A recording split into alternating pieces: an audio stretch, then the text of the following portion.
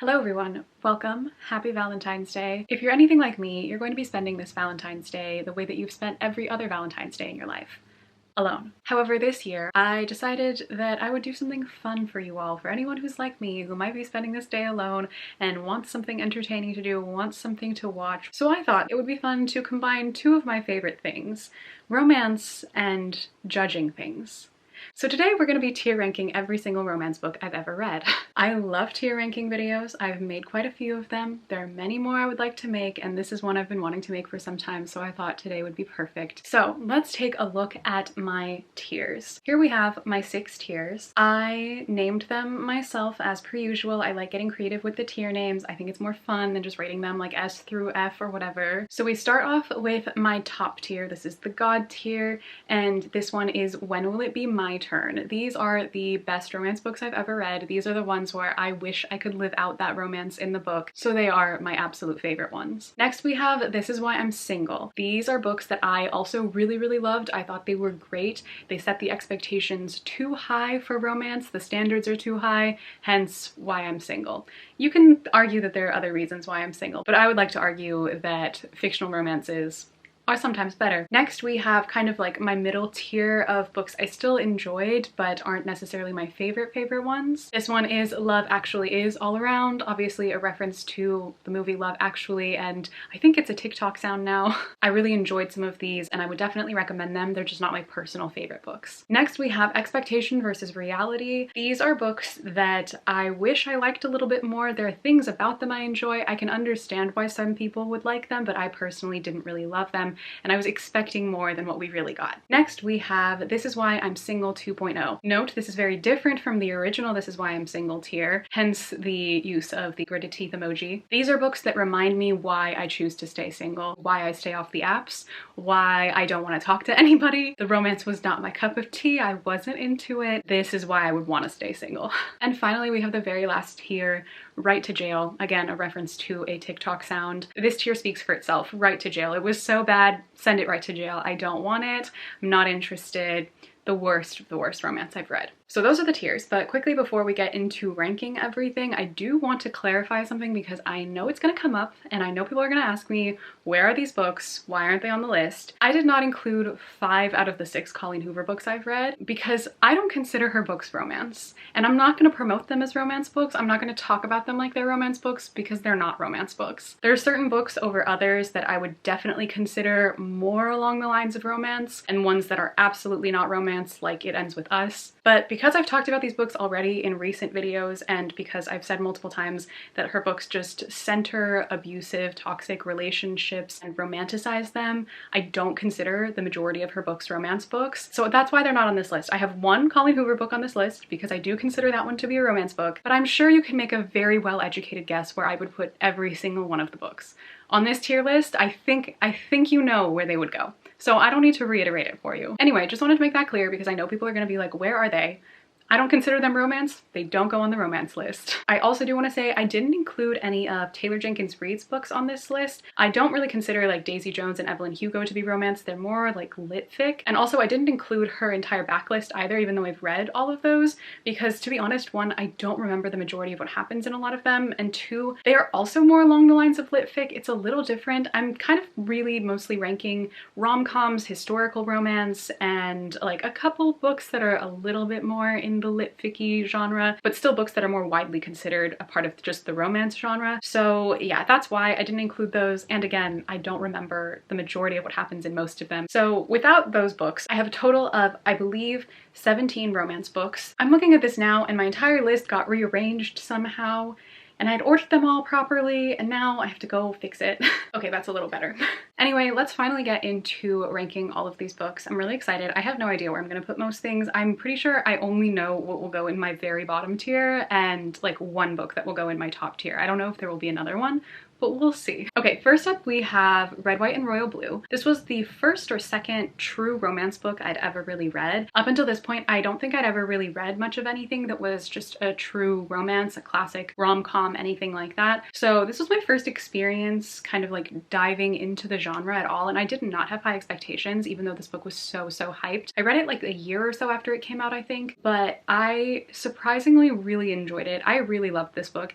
Yes, it has its problems. It's definitely got some issues. We're not gonna ignore that. Every time I think about the actual politics in this book, yikes, but they have so much chemistry. The characters have so much chemistry. So in terms of the actual character work done in the book, the romance between the two characters, and just the ridiculous high stakes of the book, it's so entertaining to read, and I just had such a fun time with it. I think I originally probably would have put it higher, and I might change this around because it's been a while since I've read the book, but I think I'm gonna put it in Love Actually Is all around. I might move it up.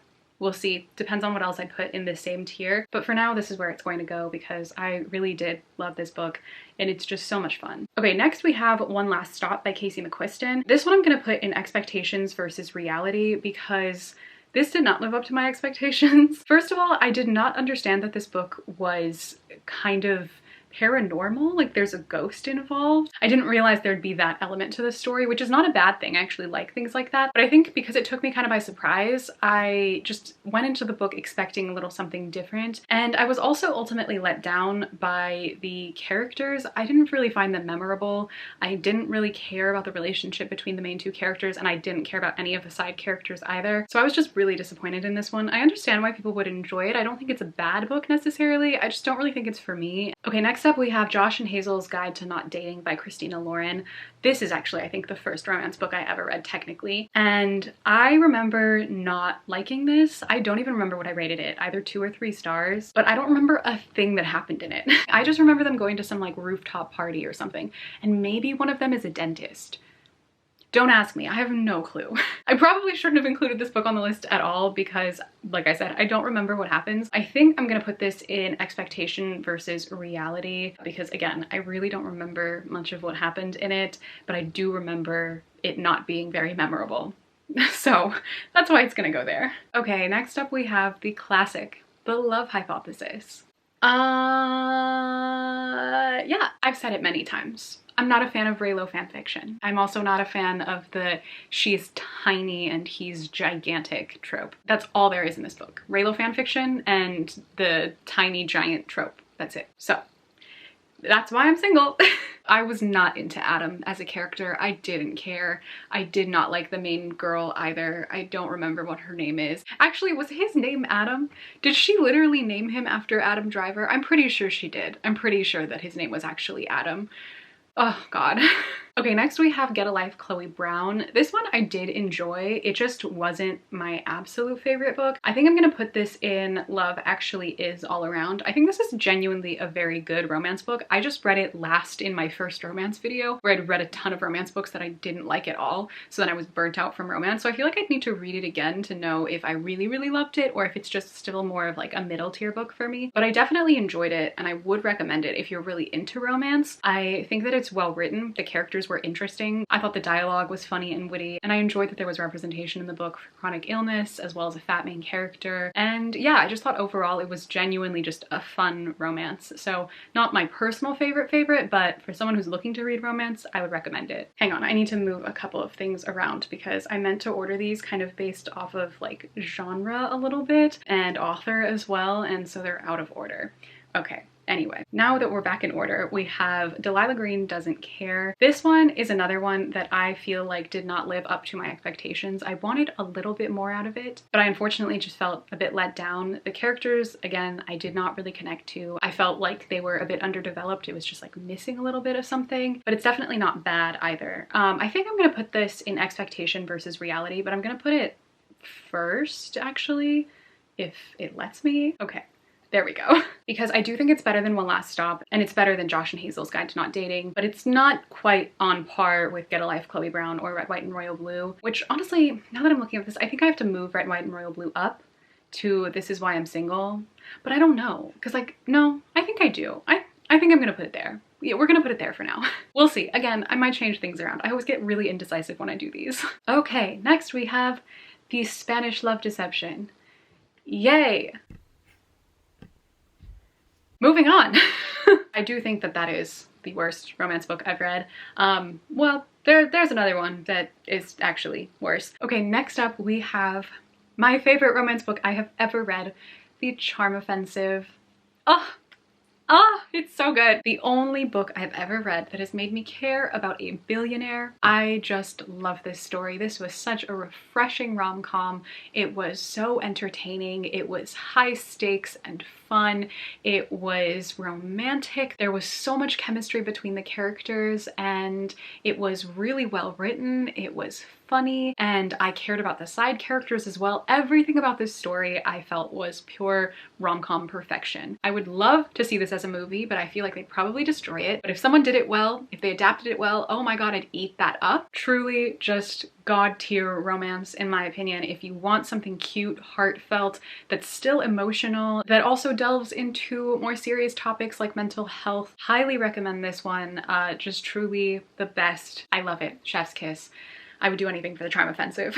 Okay, next we have Kiss Her Once for Me, also by the same authors, The Charm Offensive. I read this at the end of last year and I don't think I talked about it in a video really, but I loved this book. This is going in This Is Why I'm Single. I thought it was so good. It wasn't on the same level as The Charm Offensive for me, just because some of the tropes were not my personal favorite tropes. Really the thing that sets like the second tier and the top tier apart for me, or what will make something more of like a favorite for me, is if it has more of my favorite tropes in it. But obviously like tropes are such personal things. It's such personal preference in terms of romance. So yeah, someone might like Kiss Her Once for Me more than The Charm Offensive because you like the tropes in it a bit more, but still, nonetheless, it's a fantastic book. Again, super high stakes. It was reminding me so much of like K-dramas with how intense and kind of ridiculous the stakes of the story were, and it was so fun. I had such a great time reading it. It's the perfect holiday read since it's set during the winter and the holidays. So yeah, I can't recommend it enough either. If you're looking for another sapphic romance book to read, definitely my favorite one I've read, but also just one of my favorite romances I've read. So fun. Highly, highly recommend. Okay, next we have Reminders of Him by Colleen Hoover.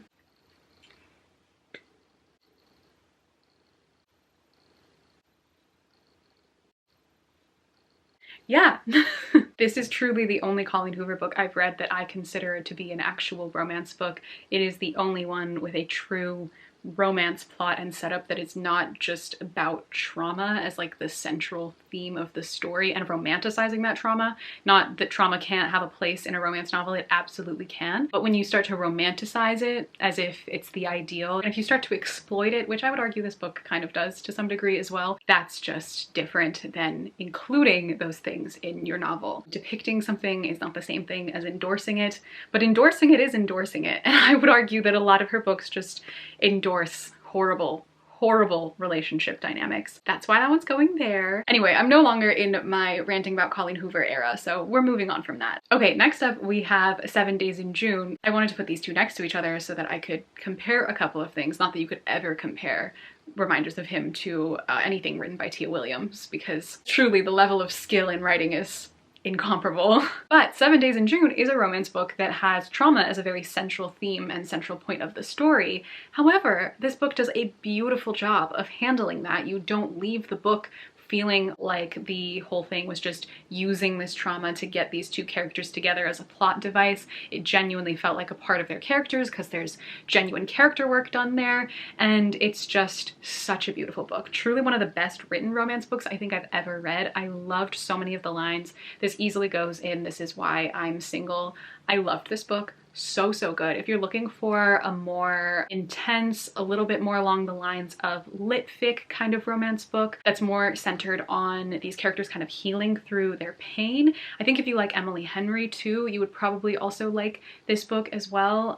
Definitely look up content warnings, but highly recommend. That book was fantastic. Okay, next we have the historical romance books that I've read. So first up we have A Lady for a Duke. I loved this. This is a historical romance novel with a trans main character that is loosely somewhat inspired by certain themes in Shakespeare's Twelfth Night. It was a fantastic book. There were some times where I found the book to be like a little bit too slow, and that's the only thing that really kept me from giving it a full 5 stars, but it's just so good. So this one absolutely has to go into This Is Why I'm Single. Easily one of my favorite romance books I've read. I would recommend it to anyone who's into historical romance. If you like Bridgerton, you will love this. It's so emotional. I was gonna say look up content warnings, but the very first page of the book has a content warning page. So if you decide to read it, make sure to read that content warning page because there are some heavier subjects in the story, but it's fantastic. Could not recommend it enough. Just please, more people should read it. I feel like more people need to know about this book. It's not as popular of a romance book and I think it really should be. Okay, next up we have another book I read fairly recently, and this is also a historical romance novel, but it's also a little bit magical realism. So kind of like One Last Stop, where there's just like this one element to the story that's a little bit fantastical, a little bit magical. The Beautiful Ones is also like that. This book was great. I loved the writing, but one of my favorite things about this was the exploration of the characters because a lot of them were very morally gray, and so we really got to kind of get inside their heads and see why they think the way they do. And I loved how no one in the book, except for maybe one character, was really painted out to be just good all of the time. They were so messy and some of them were horrible, but you could understand why they were the way they were. And I just loved the character work in this book, and I loved the writing. Like I said, there were certain things about the romance that I wish had been done like maybe a little bit differently, or it just wasn't my favorite tropes, which is the only thing that has kept me from giving it 5 stars. I've read so many books this year that have been almost 5 stars, but something just holds me back from calling it an all-time favorite. And this is another one that I really thought would be an all-time favorite even as I was reading it, but there was just something, like a tiny little something missing, but nonetheless still absolutely loved it. So this is going in This Is Why I'm Single. A beautiful book. As the title says, I would absolutely recommend it. I think it is so worth your time if you are into romance, if you like historical romance, if you like magical realism. Could not recommend it enough. It was such a good read. Okay, then we have the last historical romance book I've read, which is Bridgerton, the Viscount Who Loved Me. This is the second Bridgerton novel. This is going in This Is Why I'm Single 2.0. I did not like this, we all know. I've said it many times, I'm a huge fan of season 2 of the show. I love it, I've seen it so many times. I highly recommend the show over reading the book. Personally, I just think it's so much better and so much more entertaining and fun. If this Anthony Bridgerton came into my life, I would stay single forever. I don't want him anywhere near me. Show Anthony Bridgerton, however, that's a different story. Okay, and finally we have the final 3 books that I have on my list, which are all of Emily Henry's books, excluding her new one that's supposed to come out later this year, Happy Place. But I've now read all 3 of them. I finally read Beach Read. For everybody who was telling me to read Beach Read, I read it in preparation for this video specifically. So I just finished it the other day. So we'll talk about all 3 of them, but I'm gonna go in order of how I read them, not in the order they were published. So I first read People We Meet on Vacation, and this one I'm going to put in Love Actually Is all around. I think this was a very good book, but it just personally did not stick out to me that much. There were things about it, like halfway through maybe, I really thought I was going to love it. Like I thought I was going to give this minimum 4 stars and it could be 5 if I really liked the end. But for some reason it went a bit downhill for me, and I just felt like there was something missing and there was a little bit more that I wanted out of the book, and we just never fully went there. And that's ultimately how I felt once I finished it. I do think it was good, but it's definitely not my favorite of her work. Then I read Book Lovers, and this one is going to go in This Is Why I'm Single. I really loved this. I truly think this is probably one of the best romance books I've read too. But again, there was just something by the end where I felt like something was missing, or it just didn't go far enough for me. And I just wanted something else out of it, a little bit more of the characters, a little bit more depth with the plot or the romance or something. But for some reason, I just felt a bit unsatisfied after I finished it, similarly to how I felt with People Meet on Vacation. However, overall, I still think it was better than People We Meet on Vacation. Just objectively as a novel, I think it was better constructed. You can tell how much she's grown as an author, I think, since People We Meet on Vacation. But then I read Beach Read, and I feel like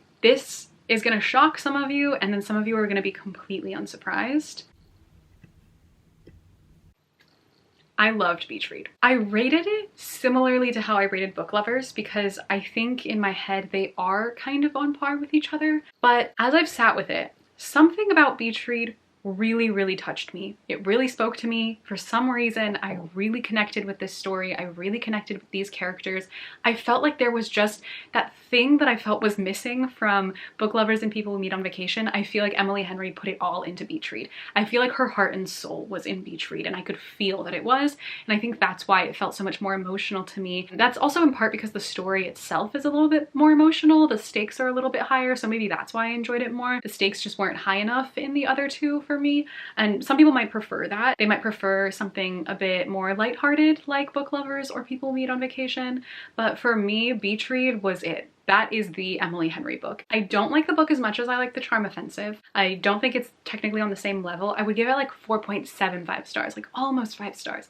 Almost, but just not quite there yet. Maybe if I were to reread it or if I were to sit with it for longer, it could be up there, but it is definitely one of my favorite romance books I've read. The thing, like I said, that sets the top tier apart from the second tier is just that it has more of my favorite tropes, or something about it really personally spoke to me or stuck out to me. So that's why that one goes up there, but I loved it. I was shocked by how much I loved Beach Read. My true only complaint about this book, which I feel like people are gonna fight me on this, I fully understand that this argument is coming from a place of privilege, like my California privilege, but this book doesn't take place on a beach, okay? It takes place in Michigan. So the beaches we're talking about are the beaches of Lake Michigan, like a lake beach. To me, that's not a real beach. When I think of a beach, I think of the ocean or the sea. Like, it needs to be a salted body of water, not an unseasoned lake, okay? That's not a real beach. So I thought the book was gonna take place along the West Coast somewhere, in the South somewhere, or along the East Coast. But no, it's literally Lake Michigan. They're basically at a lake house, not a real beach house. So I was disappointed by that. I was misled, okay? I apologize to anybody who lives by a lake beach or visits lake beaches regularly, but those are lake beaches to me, okay? I am a saltwater ocean beach girly, and I'm used to those beaches, so that's what I was expecting. But I still love the book. It was still a lot of fun, despite the fact that it doesn't take place on a real beach. I'm sorry, this is the pointless hill that I choose to die on. But there you have it. This is my final tier ranking of every single romance book I have read. I feel like people are gonna be surprised by how many of these I genuinely really love. I feel like people assume I don't like romance, or maybe I assume that people assume I don't like romance just because I've read a few that I really disliked and I'm very vocal about it. But I do really love a lot of them too. I think there's so many great books in the genre. There's so many more I would love to read as well. I just think that some of the ones that are extremely popular that get hyped up don't deserve all of the attention, but that's true of like almost anything that gets hyped up in any genre, any book, even outside of books, movies, TV, brands, things like that. So that's unsurprising. But yeah, there are so many romance books that I really love. Those top 2 tiers are definitely my personal recommendations. So if you're ever looking for a romance recommendation and you want my recommendations, just refer back to these top 2 tiers. Those would definitely be the books I would recommend that you read if you're interested in reading romance. But yeah, there you all have it. I hope that you enjoyed watching this video. I hope this brightened up your Valentine's Day. Whether you are spending it alone or spending it with somebody that you love, I hope it's a day full of love and joy, and I hope that this video brought a smile to your face. Please let me know in the comments what romance books are your favorite, which ones would you put in your top tier, and which ones are the worst ones you've ever read. And also, which ones should I read, because I want to read some more romance books and I'm running low on my list now. If you'd like to follow me on any of my social media to keep up with what else I'm reading and what else I'm doing, all of my links are in the description box as always. But thank you all so much for watching this video. I hope you enjoyed, and I will see you very soon in my next video. Bye!